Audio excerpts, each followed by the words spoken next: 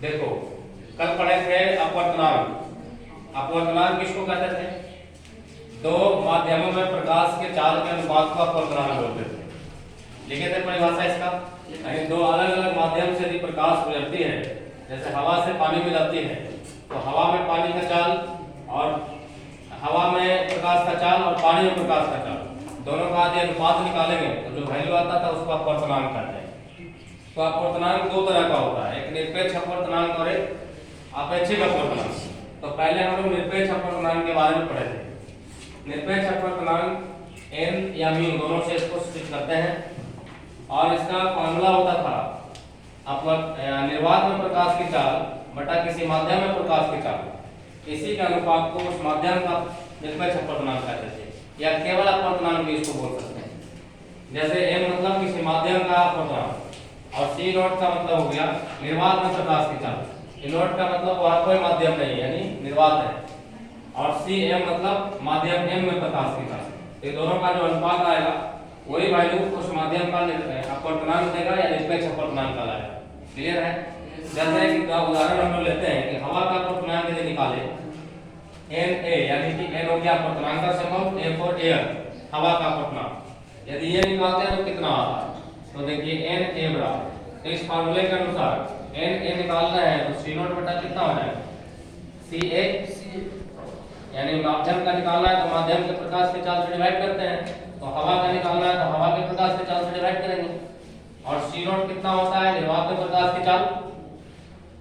निर्वात में प्रकाश की चाल 3 लाख किलोमीटर प्रति सेकंड, और हवा में प्रकाश की चाल 2.99 किलोमीटर 2.99 लगभग होता है, यानी ये भी लगभग 3 लाख के आसपास ही होता है, यानी अप्रॉक्स 2.99 बोले तो ये वैल्यू कितना हो जाएगा?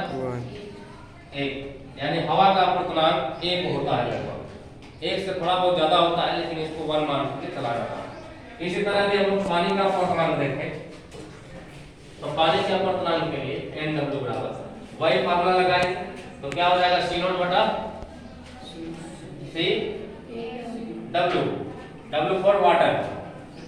तो C नॉट कितना होता है निर्वात में प्रकाश की चाल 3 लाख किलोमीटर प्रति सेकंड, और पानी में 2.25 यानी 2,25,000 किलोमीटर प्रति सेकंड। यदि इसका पॉइंट हटाए तो इस पॉइंट के बदले 2 जीरो हो जाएगा ऊपर, और नीचे कितना हो गया? 225। ये कैंसिल होगा, चलिए इसको कैंसिल करते हैं 25 से, तो कितना हो जाएगा? 12 से कटेगा, और ये 25 से 9 से कटेगा, और 9 से भी कटेगा, 3 3 जा 4 3, यानी कि वैल्यू आ गया 4/3, और इसको यदि डेसिमल में कन्वर्ट करें तो 1.33। तो पानी का अपवर्तनांक हो गया 1.33 निरपेक्ष अपवर्तनांक। उसी तरह से यदि कांच का निकालो तो कांच का अपवर्तनांक यानी ग्लास का, तो ये हो जाएगा C नॉट बटा Cg, यानी निर्वात में प्रकाश की चाल बटा ग्लास में प्रकाश की चाल। तो निर्वात में तो 3 लाख, ये तो फिक्स है, और ग्लास में यानी शीशा में कितना आता है? 2 लाख। कांच में प्रकाश की चाल 2 लाख, तो इसको कैंसिल करोगे तो कितना आएगा?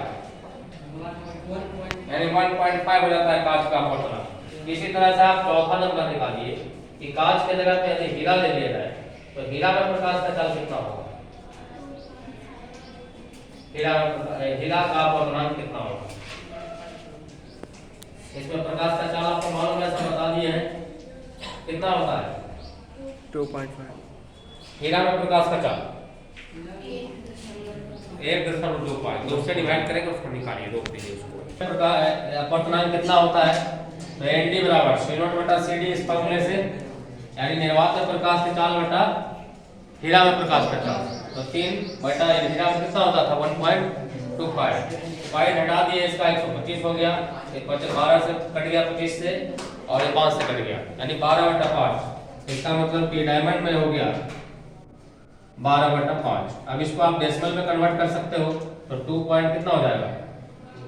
4 हो जाएगा, डिवाइड कीजिएगा, तो हीरा का अपवर्तनांक 2.4। अब ये चारों जो निरपेक्ष अपवर्तनांक निकला, पानी का या हवा का या शीशा का या हीरा का, ये चारों आपको याद रखना, और कैसे निकलता है तो देख ही चुके हैं। चलिए यहाँ तक लिख चुके हैं, लिख लिया। इसके बाद हम अपेक्षिक अपवर्तनांक का पढ़ेंगे।